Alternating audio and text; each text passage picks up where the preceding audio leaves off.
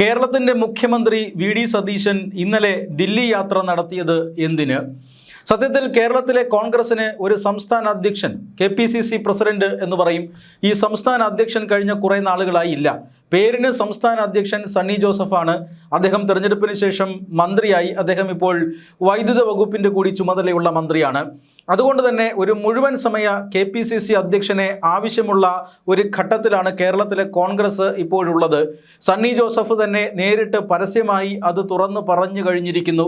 താൻ കെ.പി.സി.സി അധ്യക്ഷനായിരുന്നു, എന്നാൽ ഇപ്പോൾ മന്ത്രിയാണ്. മന്ത്രി എന്ന് പറഞ്ഞാൽ മാത്രം പോരാ, വൈദ്യുതി വകുപ്പ് മന്ത്രിയാണ്. കേരളത്തിൽ ഒട്ടനവധി പ്രശ്നങ്ങളുള്ള ഒരു വകുപ്പ് കൂടിയാണ് വൈദ്യുതി വകുപ്പ്.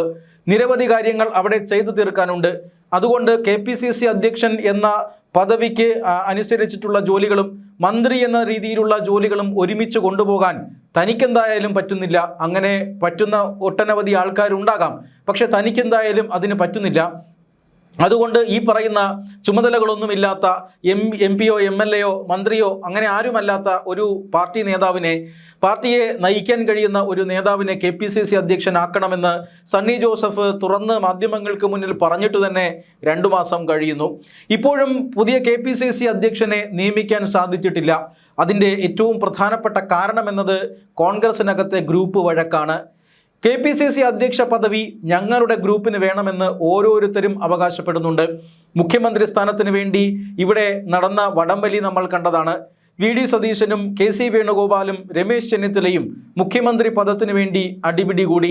കഴിഞ്ഞ 5 വർഷം ഇടതുമുന്നണി സർക്കാരിനെതിരെ പ്രതിപക്ഷ നേതാവ് എന്ന നിലയിൽ താൻ നടത്തിയ പ്രവർത്തനങ്ങളാണ് ഇപ്പോൾ പാർട്ടിയെ അധികാരത്തിലേക്ക് തിരിച്ചു കൊണ്ടുവന്നത് എന്ന് വി.ഡി. സതീശൻ അവകാശപ്പെടുന്നു. ഘടകകക്ഷികളുടെയും അതുപോലെ തന്നെ ജനങ്ങളുടെയും പിന്തുണ തനിക്കാണ് എന്ന് സ്ഥാപിക്കാനായിരുന്നു വി.ഡി. സതീശന്റെ ശ്രമം. പക്ഷേ കെ.സി. വേണുഗോപാൽ എം എൽ എമാരുടെ പിന്തുണയായിരുന്നു ഉയർത്തിക്കാട്ടിയത്. ഭൂരിഭാഗം എം എൽ എമാരുടെയും പിന്തുണ തനിക്കാണ് എന്ന് അദ്ദേഹം ഹൈക്കമാൻഡിനെ പറഞ്ഞ് ബോധ്യപ്പെടുത്തി. മാത്രമല്ല, ഹൈക്കമാൻഡിൽ വലിയ പിടിപാടുള്ള നേതാവ് കൂടിയായിരുന്നു കെ.സി. വേണുഗോപാൽ. ഭൂരിഭാഗം എം എൽ എമാരുടെയും പിന്തുണയുള്ളതുകൊണ്ട് തന്നെ കെ.സി. വേണുഗോപാൽ തന്നെ മുഖ്യമന്ത്രിയാകുമെന്നെല്ലാവരും കരുതിയിരുന്നു. പക്ഷേ എം എൽ എമാരുടെ പിന്തുണ മാത്രമല്ല, മറ്റു ചില ഘടകങ്ങൾ കൂടി ഇതാദ്യമായി കോൺഗ്രസ് നേതൃത്വത്തിന് പരിഗണിക്കേണ്ടി വന്നു കേരളത്തിൽ. അങ്ങനെയാണ് വി.ഡി. സതീശൻ മുഖ്യമന്ത്രിയായത്.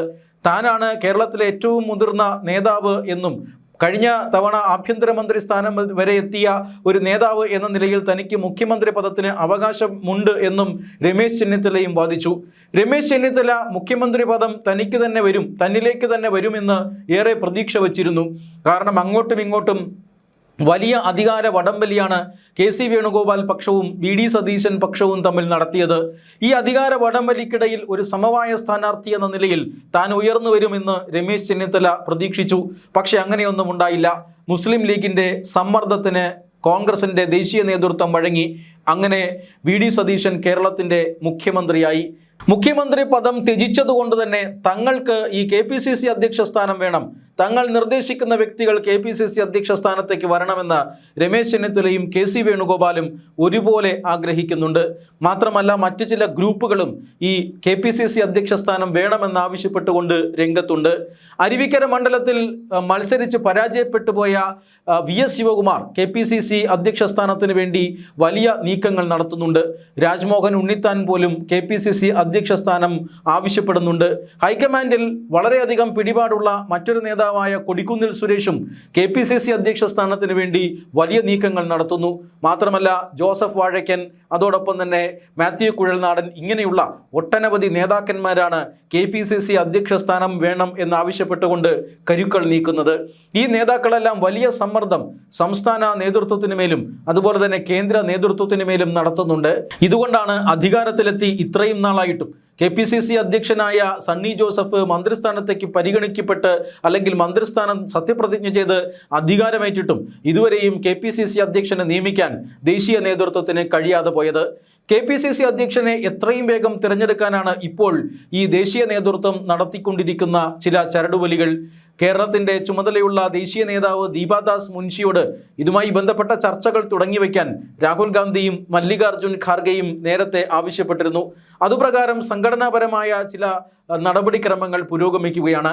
ഈ സാഹചര്യത്തിലാണ് മുഖ്യമന്ത്രി വി.ഡി. സതീശൻ ഇന്നലെ ദില്ലി യാത്ര നടത്തിയത്. മുഖ്യമന്ത്രി സ്ഥാനം ത്യജിച്ചതുകൊണ്ട് മറ്റ് ഗ്രൂപ്പുകളിൽ നിന്നുള്ള ആളുകളെ പാർട്ടി അധ്യക്ഷനായി വരുമ്പോൾ വി.ഡി. സതീശനെ ഭരിക്കാൻ അനുവദിക്കാത്ത തരത്തിൽ ചില സമ്മർദ്ദ ശക്തിയായി ഒരു കാരണവശാലും KPCC അധ്യക്ഷൻ മാറാൻ പാടില്ലെന്നും സർക്കാരിൻ്റെ പ്രവർത്തനങ്ങളുമായി ഒത്തുനിൽക്കുന്ന, സർക്കാരുമായി തോളോട് തോൾ ചേർന്ന് പ്രവർത്തിക്കാൻ കഴിയുന്ന ഒരു നേതാവിനെ KPCC അധ്യക്ഷ സ്ഥാനത്തേക്ക് വേണമെന്നുമാണ് വി.ഡി. സതീശൻ്റെ അഭ്യർത്ഥന. അത് ദേശീയ നേതാക്കളെ കണ്ട് നേരാമണ്ണം അവതരിപ്പിക്കാനും സംസ്ഥാന രാഷ്ട്രീയത്തിലെ സ്ഥിതിഗതികൾ വിവരിച്ചു കൊടുക്കാനുമൊക്കെയാണ് വി.ഡി. സതീശൻ ദില്ലിക്ക് പോയത്. അതായത് ഇവിടെ KSU അടക്കമുള്ള പ്രസ്ഥാനങ്ങളിൽ നിന്ന് വലിയ സമ്മർദ്ദം വി.ഡി. സതീശൻ നേരിടുന്നുണ്ട്. മുഖ്യമന്ത്രി എന്ന പദവി മാത്രമേ വി.ഡി. സതീശന് ഇപ്പോഴും കൈവന്നിട്ടുള്ളൂ. രമേശ് ചെന്നിത്തല വിഭാഗവും KC വേണുഗോപാൽ വിഭാഗവുമെല്ലാം വലിയ സമ്മർദ്ദം വി.ഡി. സതീശനിൽ ചെലുത്തുന്നുണ്ട്. കഴിഞ്ഞ ദിവസം KSU സർക്കാരിനെതിരെ ഉയർത്തിയ വിമർശനങ്ങൾ ഇതിൻ്റെ ഭാഗമാണ് എന്ന് വി.ഡി. സതീശൻ ക്യാമ്പ് വിലയിരുത്തുന്നു. കാരണം 2 മാസം പോലും പ്രായമാകാത്ത ഒരു സർക്കാരിനെ, SFI പോലും വിമർശിക്കാത്ത ഒരു സർക്കാരിനെ KSU തന്നെ വിമർശിക്കാൻ നേരിട്ടിറങ്ങുന്നു എന്ന് പറഞ്ഞാൽ അത് വലിയൊരു ഗൂഢാലോചനയുടെ ഭാഗമാണ് എന്ന് വി.ഡി. സതീശൻ വിലയിരുത്തുന്നുണ്ട്. അതുകൊണ്ട് തന്നെ ദില്ലിയിൽ ഹൈക്കമാൻഡിനെ കണ്ട് കാര്യങ്ങൾ ബോധ്യപ്പെടുത്താനാണ് വി.ഡി. സതീശൻ യാത്ര ചെയ്തത്. മല്ലികാർജുൻ ഖാർഗെയെയും രാഹുൽ ഗാന്ധിയെയും പ്രിയങ്ക ഗാന്ധിയെയും ഒക്കെ കണ്ട് തൻ്റെ അഭിപ്രായം തുറന്നു പറയുക എന്നതായിരുന്നു വി.ഡി. സതീശൻ്റെ ലക്ഷ്യം. അതിനായി ഇന്നലെ മുഖ്യമന്ത്രിക്ക് ഔദ്യോഗിക പരിപാടികളൊന്നും ചാർട്ട് ചെയ്തിരുന്നില്ല. നേതാക്കന്മാരെ കാണുക, ചർച്ച നടത്തുക, അതിനുശേഷം വൈകുന്നേരം കേരളത്തിലേക്ക് മടങ്ങുക എന്നത് മാത്രമായിരുന്നു ഇന്നലെ കേരള മുഖ്യമന്ത്രിയുടെ പരിപാടി. പക്ഷേ ദേശീയ നേതാക്കളെല്ലാം ദില്ലിയിൽ വലിയ തിരക്കിലായിരുന്നു. ഇവരെല്ലാം പാർലമെന്റിൽ അലമ്പ് കാണിക്കുന്നതിനായി തയ്യാറെടുക്കുകയായിരുന്നു. പാർലമെന്റ് സമ്മേളിച്ച ആ സമയം മുതൽ തന്നെ നടുത്തളത്തിലിറങ്ങി നരേന്ദ്രമോദിക്കെതിരെ മുദ്രാവാക്യം വിളിക്കുന്നു. വിദ്യാഭ്യാസ മന്ത്രി ധർമ്മേന്ദ്ര പ്രധാൻ രാജിവെക്കണം എന്നാവശ്യപ്പെട്ടുകൊണ്ട് പാർലമെന്റിൽ വലിയ ബഹളവും കോലാഹലവും നടത്തുന്നു. ഇതിനിടയിൽ കേരള മുഖ്യമന്ത്രിയെ കണ്ട് ചർച്ച നടത്താൻ, കേരളത്തിലെ KPCC അധ്യക്ഷനെ കണ്ടെത്താനുള്ള ചില ചർച്ചകൾ തുടങ്ങിവെക്കാൻ രാഹുൽ ഗാന്ധിക്കും മല്ലികാർജുൻ ഖാർഗെയ്ക്കും മറ്റ് ദേശീയ നേതാക്കൾക്കുമൊന്നും സമയം ലഭിച്ചില്ല. അതുകൊണ്ട് തന്നെ മുഖ്യമന്ത്രി വി.ഡി. സതീശൻ ഹൈബി ഈഡനോടൊപ്പം പാർലമെന്റിലേക്ക് പോകാം എന്ന് തീരുമാനിക്കുന്നു. പാർലമെന്റിൽ വെച്ച് അവിടെ എവിടെയെങ്കിലും ഒരു മൂലയ്ക്ക് വെച്ച് രാഹുൽ ഗാന്ധിയെ കിട്ടുമെങ്കിൽ ചർച്ച നടത്തിയേക്കാം എന്നതായിരുന്നു മുഖ്യമന്ത്രിയുടെ ലക്ഷ്യം. അങ്ങനെ ചില സംസ്ഥാനങ്ങളുമായി ബന്ധപ്പെട്ട ചർച്ചകൾ ഇന്നലെ നടന്നിരുന്നു. പക്ഷേ വി.ഡി. സതീശനുമായി ഈ നേതാക്കൾ എങ്ങനെ എപ്പോൾ ഏത് സമയം കൂടിക്കാഴ്ച നടത്തി എന്നൊന്നും ഇതുവരെയും വിവരങ്ങളൊന്നുമില്ല. എന്ന് പറഞ്ഞാൽ ഇന്നലെ മുഖ്യമന്ത്രിയുടെ യാത്ര പാഴായിപ്പോയോ എന്നൊരു സംശയം ഉയരുകയാണ്.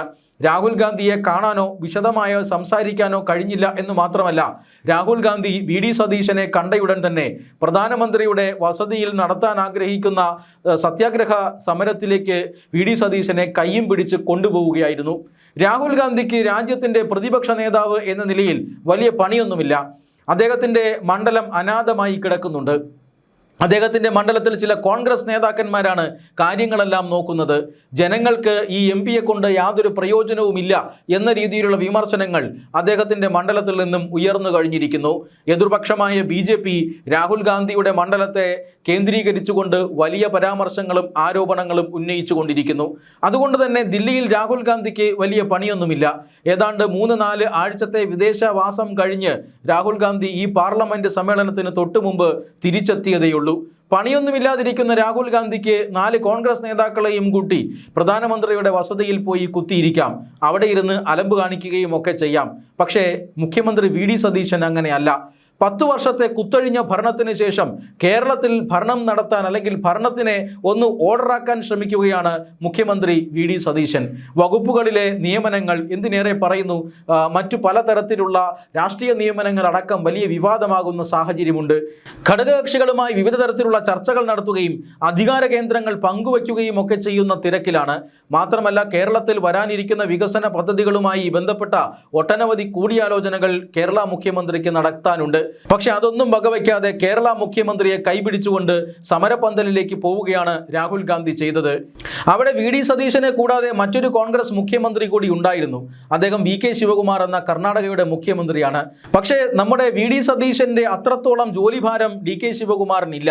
D.K. ശിവകുമാർ ഇപ്പോൾ ചുമതല ഏറ്റെടുത്തിട്ടേ ഉള്ളൂ എങ്കിൽ പോലും ഒരു സർക്കാരിൻ്റെ പകുതി വെച്ചിട്ടാണ് അദ്ദേഹം മുഖ്യമന്ത്രിയായത്. മാത്രമല്ല അദ്ദേഹത്തെ സഹായിക്കാൻ അവിടെ ഉപമുഖ്യമന്ത്രിമാരും മറ്റു മന്ത്രിമാരും എല്ലാം ഉണ്ട്. ഉന്നത ഉദ്യോഗസ്ഥരടക്കം സർക്കാർ ട്രാക്കിലായ ഒരു സംവിധാനമാണ് കർണാടകയിലുള്ളത്. കാരണം കഴിഞ്ഞ 3 കൊല്ലമായി കർണാടകയിൽ കോൺഗ്രസ് ഭരിക്കുകയാണ്. അങ്ങനെയല്ല കേരളത്തിൽ. ഇപ്പോൾ നിങ്ങൾ ഈ കാണുന്ന ചിത്രങ്ങളിലെല്ലാം വി.ഡി. സതീശനും രാഹുൽ ഗാന്ധിക്കൊപ്പം ഇരിക്കുന്നുണ്ട്. വി.ഡി. സതീശൻ്റെ മുഖത്തിൽ നിന്നും വളരെ വ്യക്തമായി വായിച്ചെടുക്കാം അദ്ദേഹം അവിടെ ഏറെ അസ്വസ്ഥനായിരുന്നുവെന്ന്.